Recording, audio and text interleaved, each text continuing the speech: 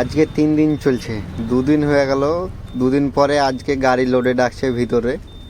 দেখি ভিতরে গিয়ে আবার লোড দেয় কি দেয় না। তো গাড়ি বাইরে করার পরে দেখছি হাওয়া নাই, টায়ারে কম আছে, তাই জন্য হাওয়া দিচ্ছি। এখানে দেখতেই পাচ্ছ হাওয়া টাওয়া দিয়ে ভিতরে যাব। তো চলে এলাম গেটে। গেটে আসার পরে এখানে এন্ট্রি করছে গাড়ির টুল লিস্ট, গাড়িতে কি কি আছে না আছে লিখছে। লিখার পরে চলে এলাম ভিতরে কাঁটা করতে।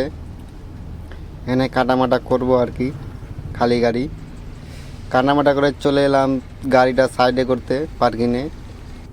সাইডে করার পরে চলে গেলাম চা খেতে। চার কেলা 2টা মেরে এলাম আমি আর আমার ড্রাইভার।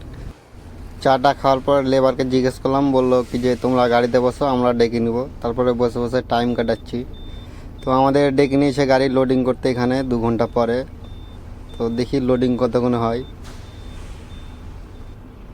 তো লোড মোড করতে বেজে গেল 6:30।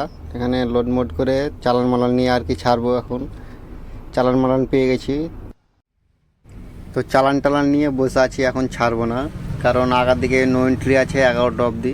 11টার পরেই ছাড়বো। এখন বসে বসে টাইম কাটাই।